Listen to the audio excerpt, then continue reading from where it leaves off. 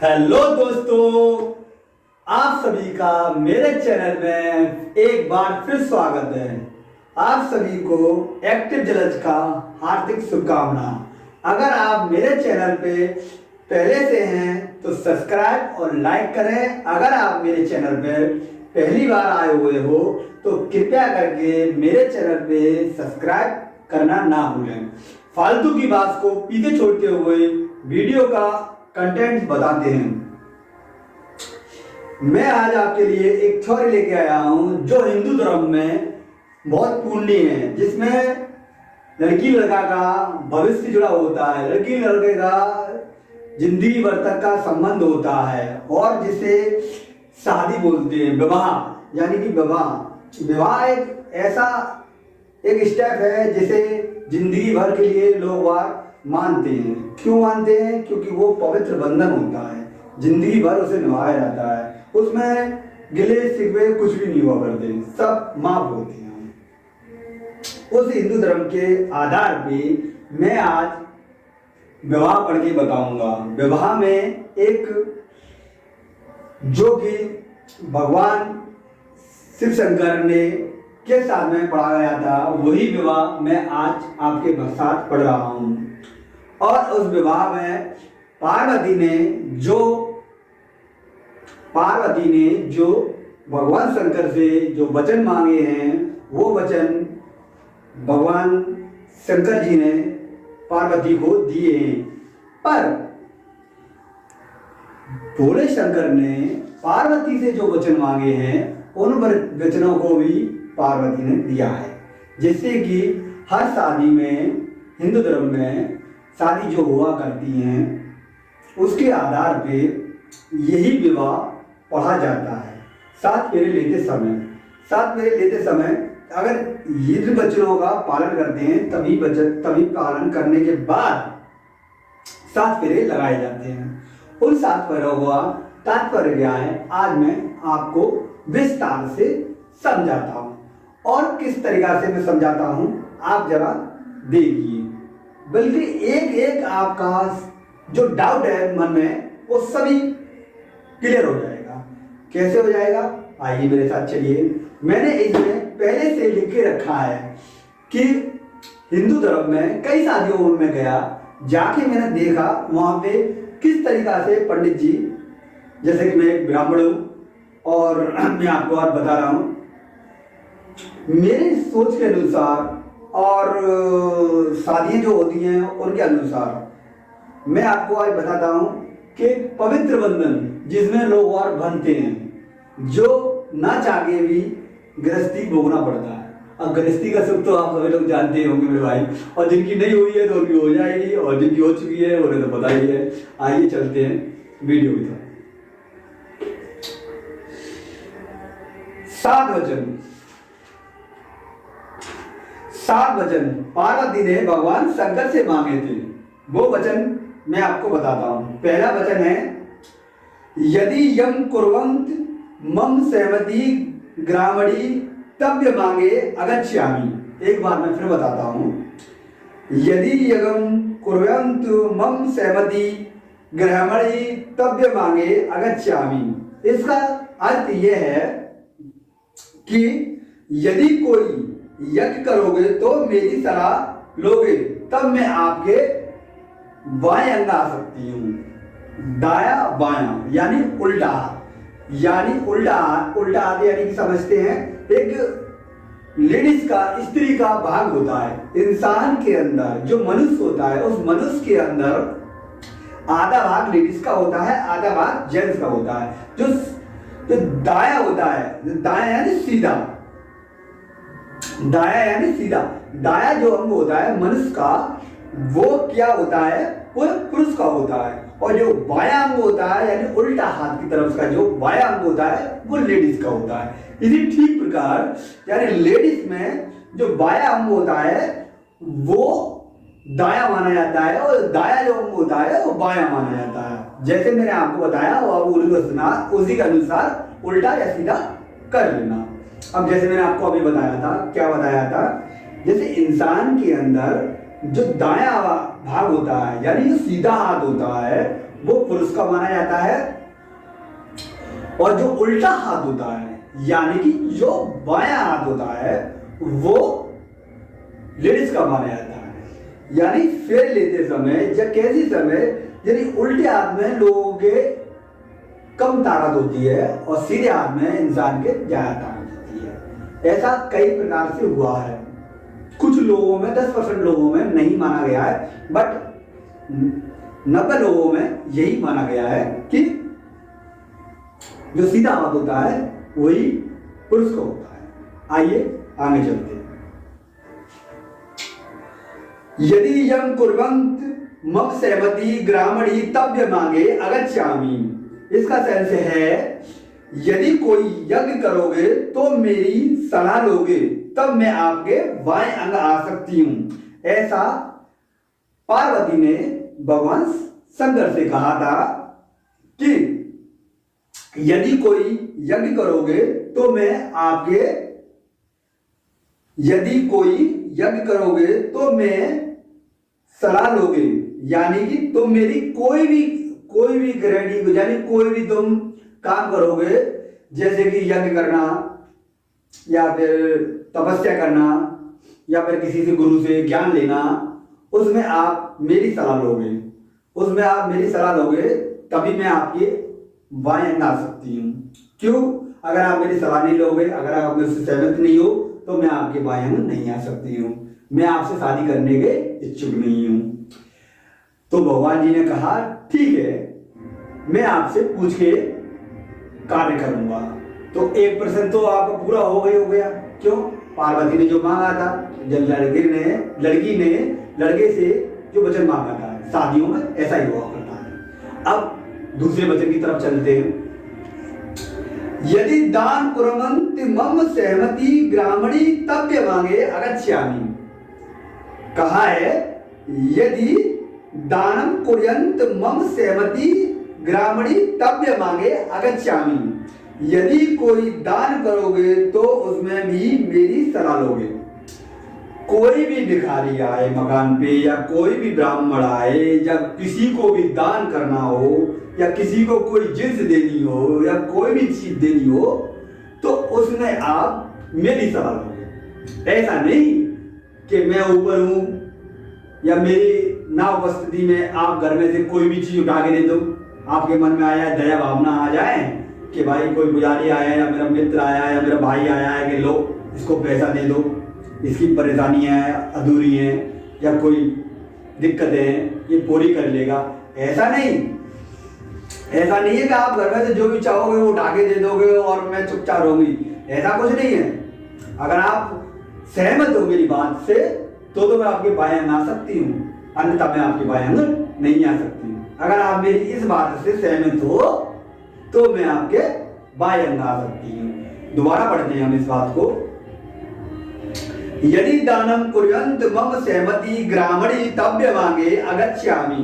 यदि कोई दान करोगे तो उसमें भी मेरी सलाह लोगे। ऐसा पार्वती ने भगवान शंकर से कहा था। यह दूसरा वचन था। अब तीसरा वचन की तरफ हम चलते हैं।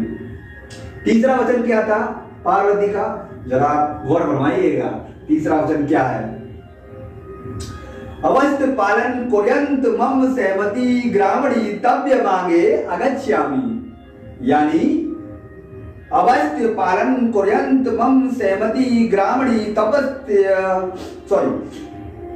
अवस्थ पालन कुर्यन्त मम सहमति ग्रामणी तब्य मांगे अगच्छामि।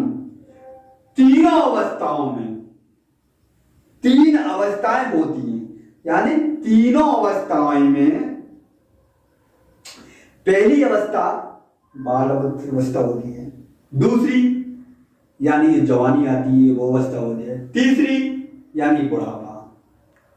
फर्स्ट, सेकंड, थर्ड, बचपन, जवानी और बुढ़ापा। इन तीनों अवस्थाओं में क्या मांगा है पार्वती ने? आइए जरा चलते हैं। 3 अवस्थाएं होती हैं।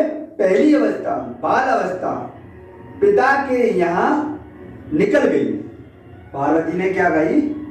पहली अवस्था थी वो पिता के यहां निकल गई।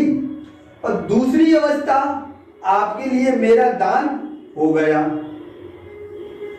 आपके लिए मेरा दान हो गया। पहली अवस्था थी जो मेरे पिताजी के यहाँ लेकर गई थी, यानी जो बचपन था। अब दूसरी जो अवस्था है, मेरे पिता ने आपके लिए मुझे ब्याह दिया, मेरे पिता ने आपके लिए ब्याह दिया, और दोनों अवस्था आपके अधीन होगी। युवा अवस्था में आपके अधीन रहूंगी, उसके बाद तीसरी जो अवस्था है मैं संतान के अधीन रहूंगी। देखिए क्या कहा है पार्वती ने। जो पहली अवस्था है वो मेरी बाल युग में चली गई मेरे पिता के यहाँ पे। पहली जो अवस्था है वो बाल युग में चली गई मेरे पिता के यहाँ पे, और दूसरी अवस्था है मेरे पिता ने आपके लिए मुझे दान कर दिया, क्योंकि विवाह करके लेके जा रहे हो तो मेरे पिता ने आपको देखा, मेरे लिए उन्हें सौभाग्य लगा, अच्छे लगे, इसलिए मेरा विवाह आपके साथ कर दिया। बट अब तीसरी जो अवस्था आएगी, तीसरी जो अवस्था आएगी, मैं अपने संतान के अधीन रहूंगी, मैं अपने संतान के अधीन रहूंगी, मैं अपने संतान को चाहूंगी। उसमें आप कुरकुर ना करना कि ऐसा ना करो, ये मत करो, वो मत करो। मैं अपने संतान के प्रति कुछ बात नहीं सुनना चाहूंगी। हाँ, गलत होगी तो आप मुझसे बता सकते हो, कह सकते हो, अन्यथा उन्हें डांटना पूछना जो भी कुछ है मेरी सलाह के अनुसार करना। मेरी सलाह के बगैर अगर तुम ये कार्य करते हो तो मैं आपके बाएं अंग आ सकती हूँ, तो मैं आपके बाएं अंग आ सकती हूँ।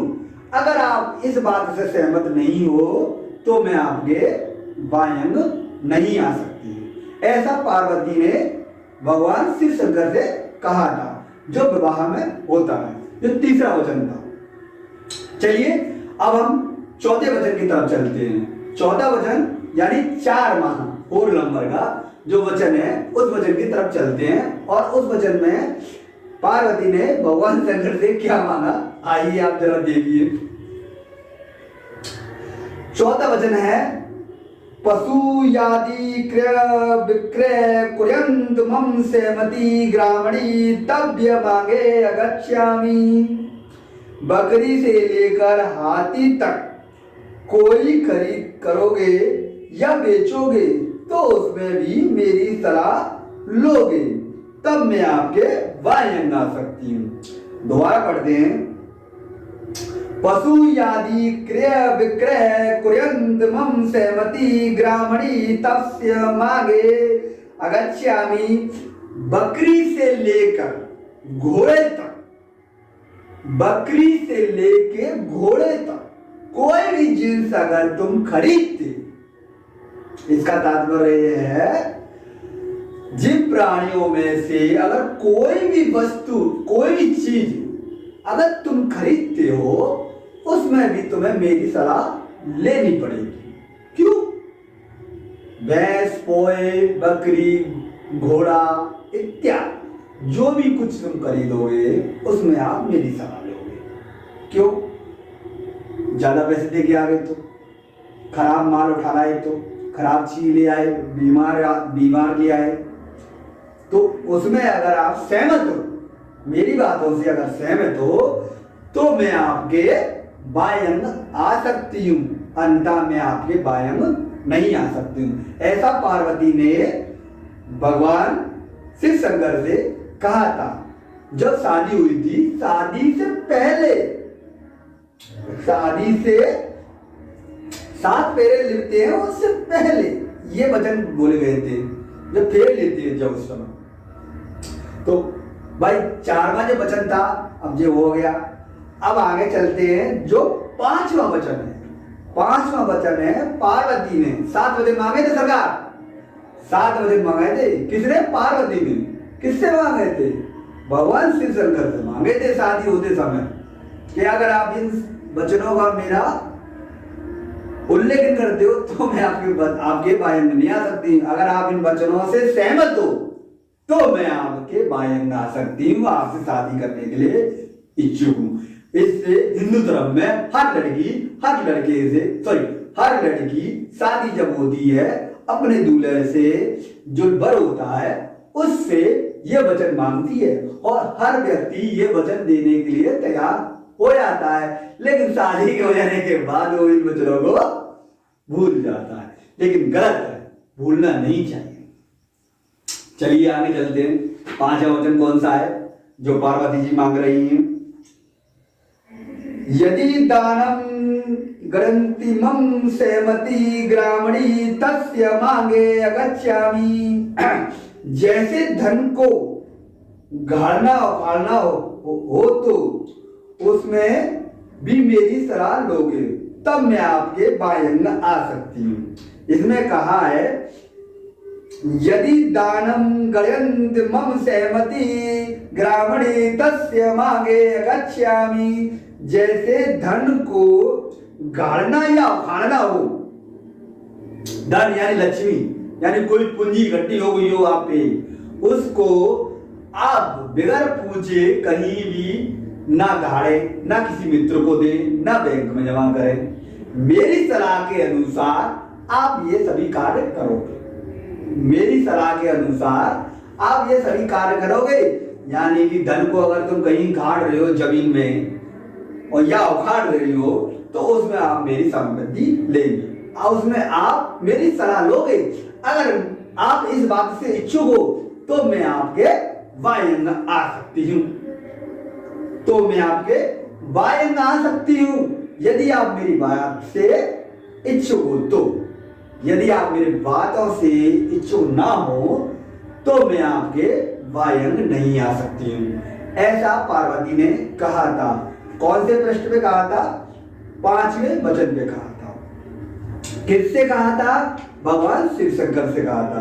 भगवान शिव शंकर तो है ही भोले भंडारी, जो वो हर बात को हाजू हाजू कर रहे थे, हर किसी को वरदान दे रहे थे। दोनों सोचा कि भाई बीवी है, चल भाई तू अपनी मर्जी कर ले, दुनिया ने मर्जी की है तेरे लिए भी सही। क्या कहा? अब 6वें वचन पे चलते हैं जो पार्वती जी ने भगवान शिव शंकर से मांगा था। वो 6वां वचन कौन सा है? चलिए।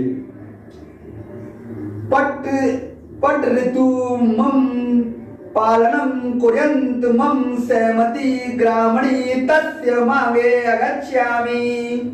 पट ऋतु मम पालनम कुर्यन्त मम सहमति ग्रामणी तस्य मांगे अगच्छामि। ये श्लोक था। अब हिंदी बताते हैं। 2 माह को ऋतु आती है, 2 माह को ऋतु आती है। उन ऋतुओं के अनुसार पालन करोगे तब मैं आपके वायंग आ सकती है। इन्होंने कहा है 2 ऋतुओं के अनुसार। अब यानी कि 2 ऋतुओं के अनुसार अगर आप मेरे पालन करोगे तो मैं आपके वायंग आ सकती हूँ, अन्यथा मैं आपके वायंग नहीं आ सकती। अब चलते हैं 7वां जो वचन है, सरकार जरा इसमें गौर फरमाइएगा। पार्वती जी का लास्ट माह है। क्या वचन? 6 वचन पूरे हो चुके हैं भाई, शादी एक पूरी हो रही है। आप जरा गौर फरमाइएगा। 7 मेरे लगते हैं वो शादी पूरी हो रही है। अभी देखिए क्या है 7वां जो वचन है। पार्वती जी बोल रही हैं किनसे? भगवान शिव शंकर से। जरा गौर फरमाइएगा बातों को। क्या है? सखी सूक्ष्म हटकंठ सखी सूक्ष्म हटकट वाक्यम कुर्यन्त मम सहमति ग्रामणी तस्य मांगे अगच्छामि। सखी सूक्ष्म हटकट वाक्य कुर्यन्त मम सहमति ग्रामणी तस्य मांगे अगच्छामि। अब इसमें ये श्लोक था। अब हिंदी करके हम आपको बताते हैं क्या है हिंदी। अगर मैं अपनी सहेलियों के बीच में बैठी हूं, अगर मैं अपनी सहेलियों के बीच में बैठी हूं और मुझसे लाख गलती हो गई हो,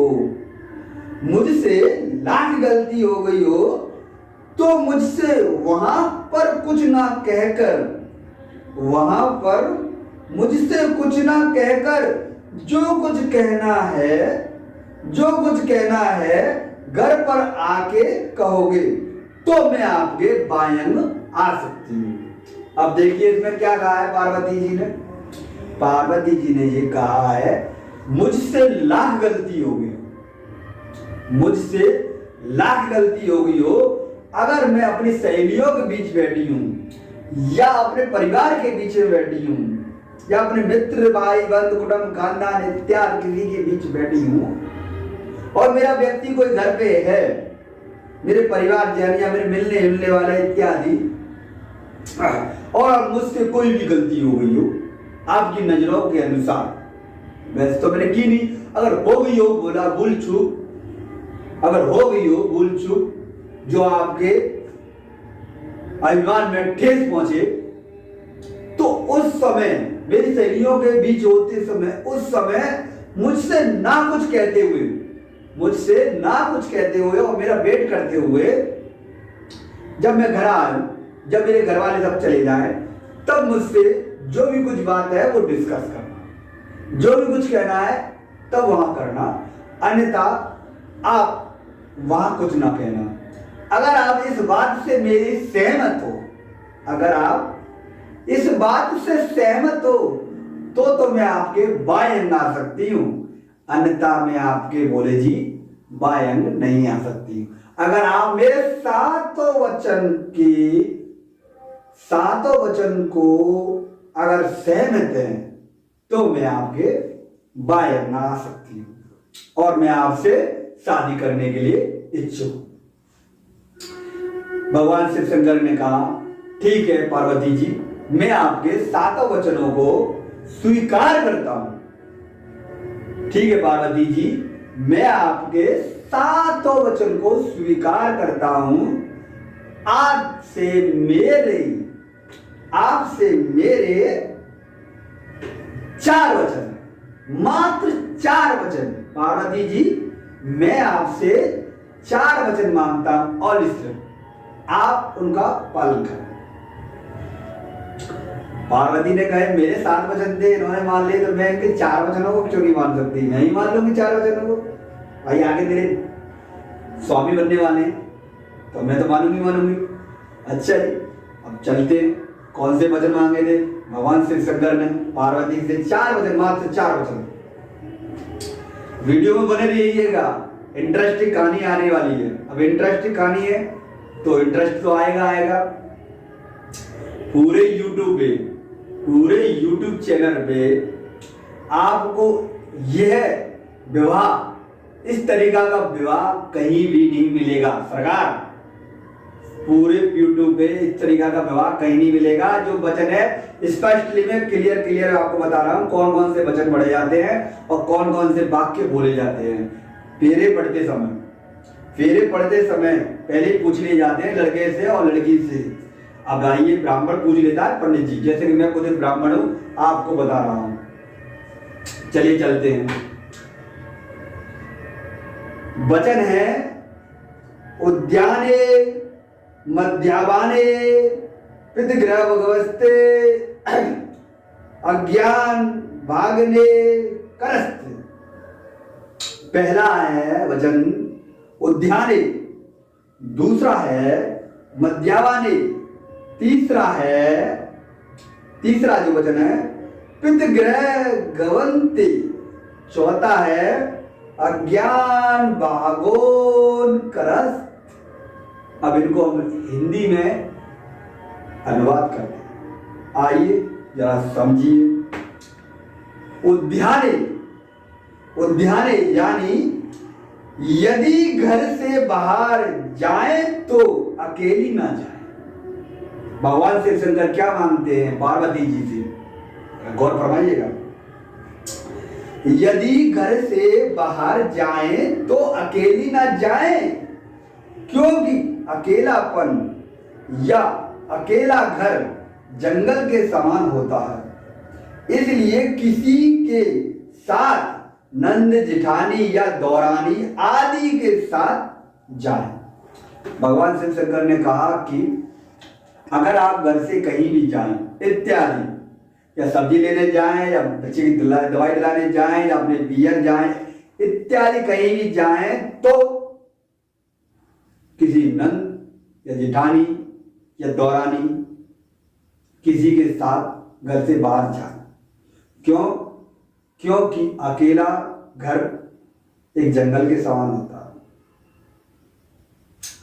वैसे सही बात की है भाई। जब घर मकान में हम कहीं शादी पार्टी ब्याह में चले जाते हैं 4-6 दिन के लिए बंद करके, तो लौटते हैं तो पूरा मकान ऐसा हो जाता है, एक कौड़ा सा अलग ही दिखता है, अनकंड सा। जैसे हम रहते हैं तो उसमें अलग ही दिखता है।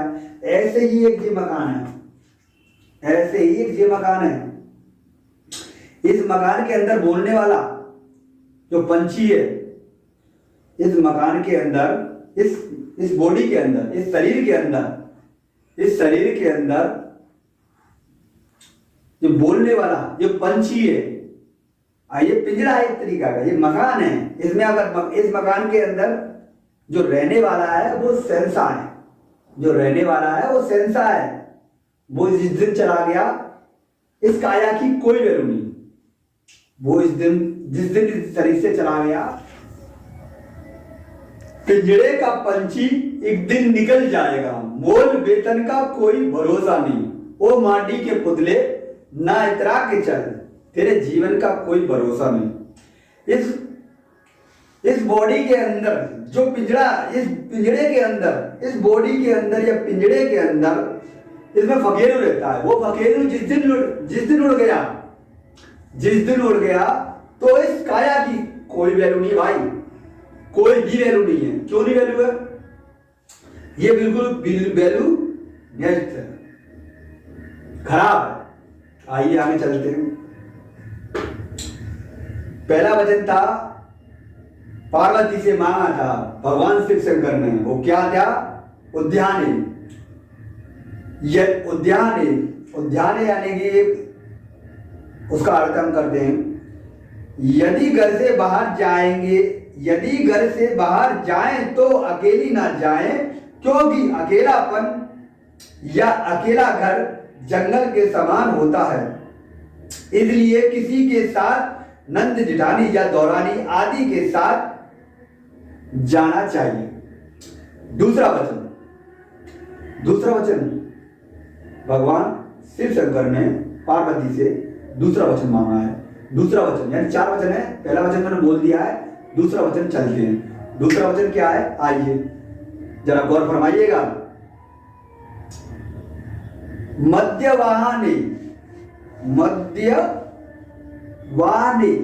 मद्यवाने का मतलब क्या है?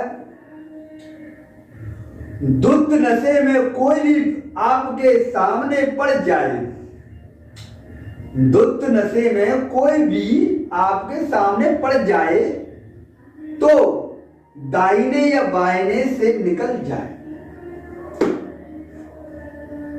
भगवान शिव शंकर ने पार्वती से कहा है, आप जब कहीं से आ रही हो या जा रही हो, आप अगर कहीं से आ रही हो या जा रही हो, अगर आपके सामने उद्दंडता लोग मिल जाए, जो उद्दंडता कर रहे हो,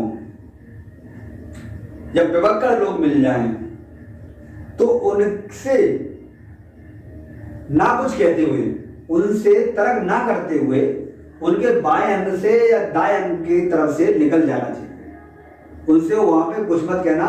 जो भी कोई बात है तो मुझे आके बताना, मेरा क्या डिसीजन होगा मैं अपने आप देख लूंगा, आप उसमें ना पड़े। भगवान शिव शंकर ने कहा है, भगवान शिव शंकर ने कहा है, किससे कहा है? पार्वती जी से। पार्वती जी कहती हैं ठीक है, मैं आपकी बात से सहमत हूं। फर्स्ट वाला जो बात मांगी थी उससे भी सहमत थी वचन से, दूसरे वचन से भी पार्वती जी सहमत थी। अब तीसरा वचन पार्वती जी से कहा है, क्या कहा है? आइए चलते हैं। तीसरा वचन है पितृग्रह गवंत, यानी पिता के घर बिना बुलाए कभी ना जाएं, चाहे कितना अच्छा काम क्यों ना हो।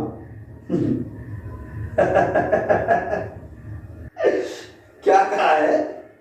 पिता के घर बिना बुलाए कभी ना जाएं, चाहे कितना भी अच्छा क्यों ना काम हो, वहां ना जाए। क्योंकि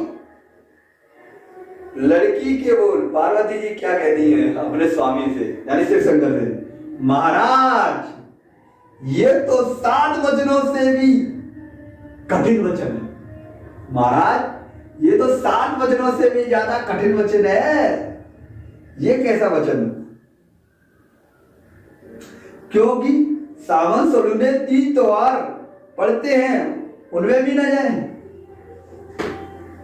पार्वती जी कहती हैं, भाई महाराज आपने तो कह दिया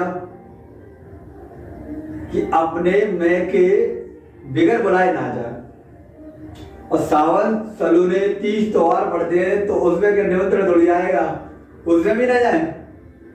तो भगवान शिव शंकर क्या कहते हैं? वो कहते हैं, लड़के के बोल है जरा सुनना, यानी भगवान शिव शंकर के ये आपका कहना सही है पार्वती, त्योहार पर जाओगी तो तुम्हारा सम्मान होगा। यह आपका कहना सही है पार्वती, त्योहार पर जाओगी तो तुम्हारा सम्मान होगा। यदि बिन बुलाए जाओगी तो तुम्हारा अपमान होगा। जैसे सती का अपमान राजा दक्ष की यज्ञ में हुआ था, ऐसे ही आपका भी होगा। अगर आप 30 त्योहार जाओगी, कभी कभार जाओगी तो आपका सम्मान होगा, आपके मायके में आपका सम्मान होगा। अगर आप बिगड़ बुलाए मतलब तब चली जाओगी तो आपका सम्मान नहीं होगा। क्यों? क्योंकि जैसे राजा दक्ष के यहाँ पे सती का अपमान हुआ था, उसी तरीका से आपका अपमान होगा।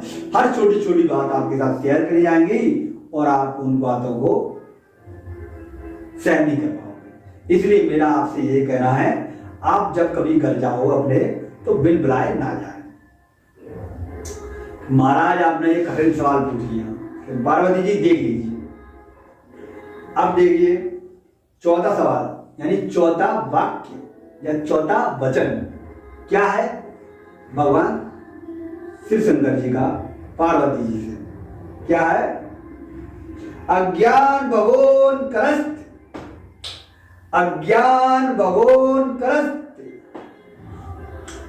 अर्थ हम करते हैं, लिख रखा है, पति की आज्ञा परमेश्वर के कहे हुए वचन गंगा जल के समान पवित्र होते। पति की आज्ञा परमेश्वर के कहे हुए वचन गंगा जल के समान पवित्र होते हैं। आपको अपने आलस्य का त्याग करना पड़ेगा। क्या कहा है पार्वती से भगवान शिव शंकर जी ने? आपको अपने आलस्य का त्याग करना पड़ेगा। मेरे घर में भाई बहन माता पिता सबका सम्मान करना पड़ेगा। यदि ये गुण आपके अंदर है तो मैं आपके दाएं आ सकता हूं। क्या कहा है भगवान शिव शंकर ने कि पति के जो वचन होते हैं वो गंगा जल की तरह पवित्र और पूज्य माने जाते हैं। यानी पति एक परमेश्वर होता है। कौन होता है? पति परमेश्वर होता है। उस पति की परमेश्वर के जो वाक्य हैं, जो बोल हैं, वो एक गंगा जल की तरह पवित्र है। वो क्या है? एक गंगा जल की तरह पवित्र हैं। और आपको अपने आलस्य का त्याग करना होगा। आप आलस्य मत करना घर में। हाँ, हार गई हो, थक गई हो तो रात को सोइए, रेस्ट कीजिए, कोई दिक्कत नहीं। अगर दोपहर में आप सोती हो या बैठती हो तो काम कौन करेगा? काम भी देगी। तो अपने आलस से क्या त्याग करना पड़ेगा। माता पिता, मेरे माता पिता, भाई बहन, माता पिता हुए, भाई बहन हुए या घर के परिवार के सदस्य हुए, उनका आपको सम्मान करना पड़ेगा पार्वती जी। अगर आपके अंदर ये चारों गुण मौजूद है पार्वती जी, अगर आपके अंदर ये चारों गुण मौजूद हैं तो मैं आपके अंदर आ सकता हूं। आपसे शादी करने के लिए मैं योग्य, आपसे शादी के लिए या करने के लिए सहमत हूं और आप मेरे लिए योग्य। अगर मैं आपके लिए योग्य हूं पार्वती जी, तो आपको ये चारों वचन मेरे मांगने पड़ेंगे। पार्वती जी क्या कहती हैं भगवान शिव शंकर से, महाराज आपने जो वचन जो मांगे हैं मेरे 7 वचन से भी ज्यादा कठिन वचन है। वीडियो को लंबी ना करते हुए मैं आपसे आज्ञा लूंगा, और अगर आप मेरे चैनल पे नए हो तो सब्सक्राइब करना।